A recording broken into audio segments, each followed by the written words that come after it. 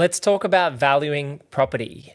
My name's Luke and I run a professional buyers agency purchasing in Queensland and Victoria called Purpose Property. If you want to have a chat with myself for 20 minutes, head over to purposeproperty.com.au.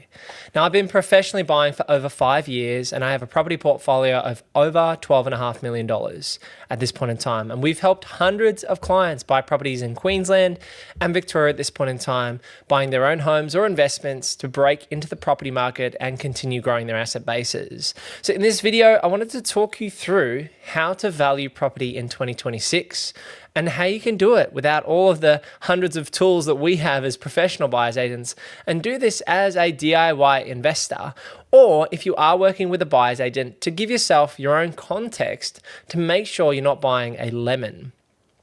Now, the starting point is that you buy the right property. Before we even look at value, you want to make sure you buy an asset that's not compromised, that you're not buying on a main road or a thoroughfare or on the back of an industrial property or high tension power lines or flood overlays. You want to make sure that you rule out all of those things before you look at a prospective deal. Because if you buy a property that has these major issues, then reselling the property or getting bank valuations or having the ability to sell this property to higher income earners in the future is going to be less likely. And therefore, the property might not achieve the growth results that you're looking for. But when we buy property, we're generally looking for growth first. Residential property is largely a growth-driven asset with a lower cash flow, whereas commercial property and higher risk properties like multi-income tenancy properties have a higher risk and therefore a higher return. And so in most people's initial instances, we're going to be looking at standard houses on blocks where you could potentially add a granny flat or strata title or subdivide in the future. Or you may even, like I did on my first 3 deals, buy a bread and butter property which doesn't have necessarily future development upside, but is a very good location and has growth upside as well. So let's jump onto realestate.com.au and take a look at a property that's listed online with a contact agent price, so it doesn't have a price there. And I'll run you through multiple ways that you can price the property for free without having to pay anyone to get a guide on where value might sit. So we are here on realestate.com.au and let's just take a look at buying in Brisbane. So we're going to take a look at just Brisbane in general. We'll look at the inner city today. I think people will find this interesting. We're going to be looking for a house and we want to have a 4-bed, 2-bath home. So we're just going to look at 4 beds. We want 2 baths. We want the land size to be at least 400 square meters and the max land size to be, 800 square meters. And we're just going to hit search there. And we're going to search for newest listings. So you might look at a property. Let's just scroll down and pick one that's probably more suburban. They're all in the inner city. Let's just jump into the map. So we've just jumped into the map view here and you can see all these suburbs around Brisbane. All of these red dots are houses for sale. And so let's just pick a suburb like Chermside, a very popular suburb on the north side of Brisbane. Let's just have a look at Chermside West for a 4-bed, 2-bath home. And this is a perfect example. So this property is a 4-bed, 2-bath, 3-car space on 607 square meters listed for sale. So there's no price here. So immediately as a buyer, you might be looking as an owner-occupier or an investor. You see a house like this, it's well presented, it's livable. You might want to move in with your family. You can see they've renovated the bathrooms here. Again, the bathroom's looking very neat and tidy with semi-recessed. That's an interesting type of floating vanity there to hide the pipework.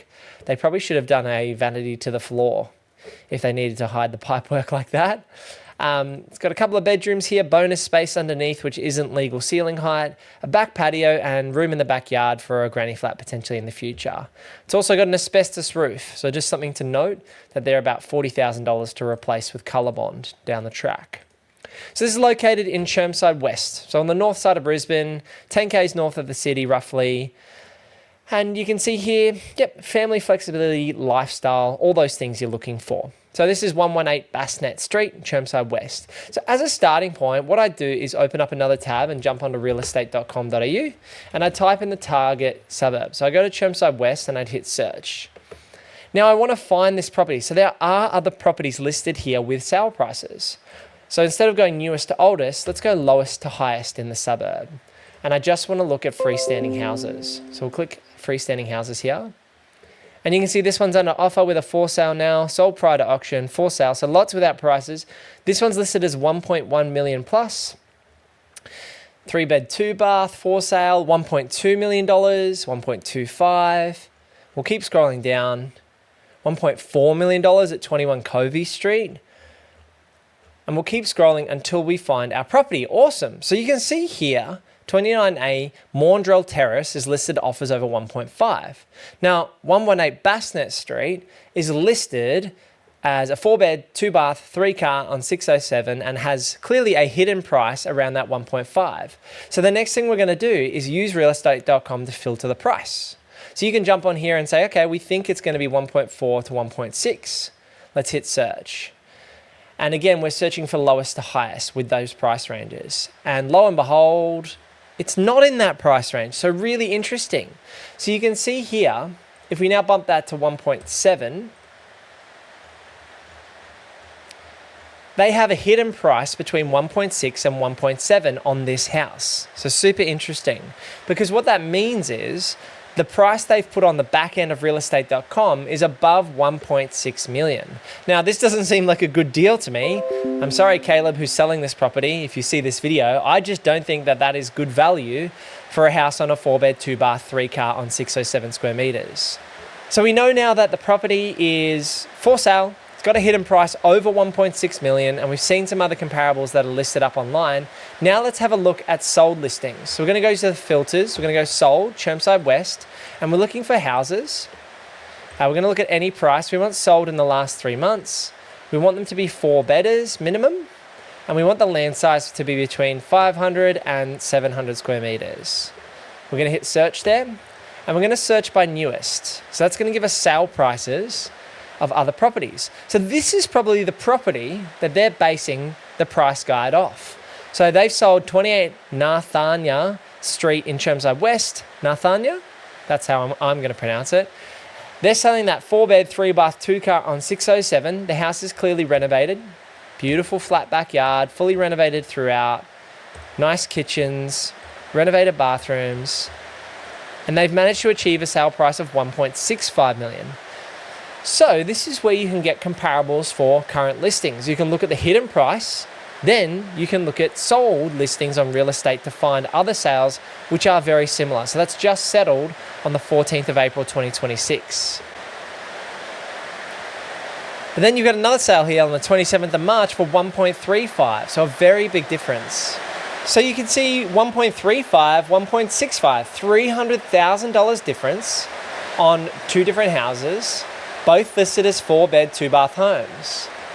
So this property isn't a modern renovation, and again, the locations might be slightly different, but you can see the big price disparity. So this looks like it's on it backs onto a busier road.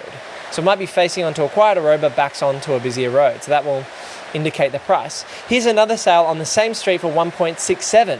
So 4-bed, 3-bath for 637 square meter block for 1.67. So that just goes to show that there are comparables around that price range. So you can continue doing this, looking through all these listings, working out what's superior, what's inferior, and what's alike to get a guide on where you see value at the property. And you may decide to buy an ugly duckling and put $300,000 into it once you've seen these prices, or you may decide that the finished product is more what you're looking for and you want to pay $1.6, $1.7 million. So these are some great ways to look up prices and get a guide. Another free way is to then search for the address. So push that into Google and then go to websites like property.com.au. These are free websites. You can jump on here and you can see they've priced at a price range of basically 1.6 million with a rental yield of about $870 per week. Shows you some recent photos, the specs of the property, and then some sale history as well. So Real Estate and Domain also have these, but I also find that, we use paid resources like CoreLogic and some other data houses to look at more detail, but this can be a great way to do it for free. Realestate.com as far as the price range, then looking at comparable sales in the last 3 months, then comparing to online data houses, which basically take a square meter rate and look at comparable sales and do very similar work in terms of guiding the property prices. So that gives us a really clear view of where this property is likely to sell, around that $1.6 million mark. That's what property.com is saying. That's what the comps are saying, probably around that 1.6 to 1.65 would be the very likely price range. And so now we've narrowed that down to a $50,000 price range. Then once you go and inspect the home, you can then get an assessment of what you think this renovation is like compared to those other comparable sales. Now, looking at just at the photos, this property isn't 1.65 to 1.7. I think it's inferior to the other sales, even the one in the same street, which sold for 1.67. So I would say this property is superior to the other option on the same street. So on that basis, this one, I would be on the low range of 1.6s based on the comparable properties. Now, you might altogether say, I don't think it's a good deal at all. And that's probably what I'd be leaning to if I'm spending $1.6 million.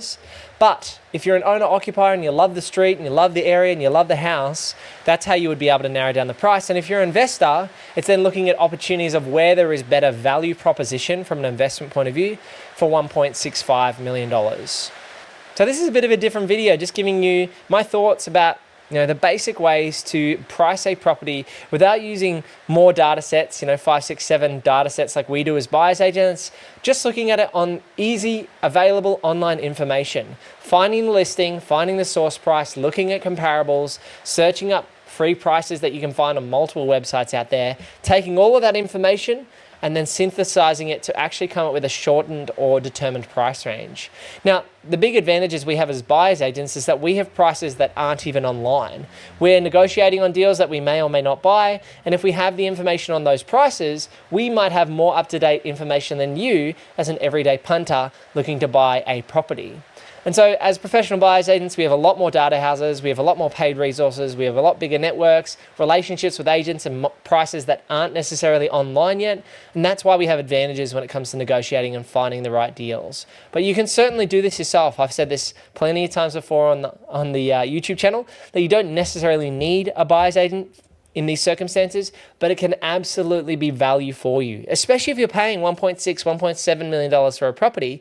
Paying a buyer's agent's fee of $30,000 could well be worth it if you're able to find, price, and negotiate the right property for you in your specific circumstances. So if you do want help buying in Southeast Queensland or Victoria, head over to purposeproperty.com.au to book in a chat with myself. We can discuss our process, and click this video right here for more things real estate, renovating, and financial freedom. I'll see you in the next one. Peace.